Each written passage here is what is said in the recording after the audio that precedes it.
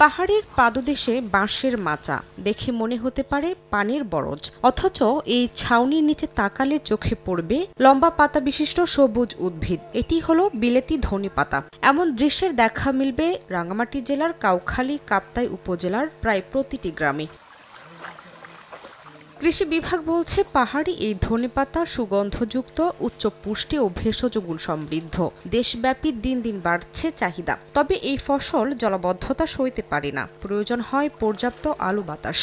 ভালো দামে বিক্রি হচ্ছে আর কি, ৮০-৯০ করে বিক্রি করলাম। ঠিক মতন যদি উৎপাদন করি পাইলে লাভ আছে।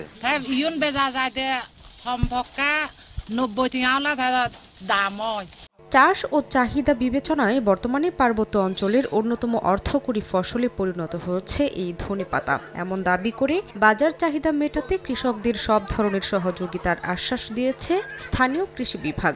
এটার বাজার কিন্তু শুধু রাঙ্গামাটি না, এটা ঢাকা পর্যন্ত কিন্তু চলে যায়। প্রায় ৩০ টন যে আপনার ধনেপাতার আমরা সবজি হিসাবে প্রোডাকশন পাই, এতে কম করে হলো আপনার ২০০ কোটি টাকার বাজার মূল্য আমরা পেয়ে থাকি। কৃষি বিভাগের তথ্য মতে জেলায় এবছর ৫০ হেক্টর জমিতে বিলেতি ধনেপাতার চাষ হয়েছে, আর উৎপাদন লক্ষ্যমাত্রা ধরা হয়েছে ৩,০০০ মেট্রিক টন।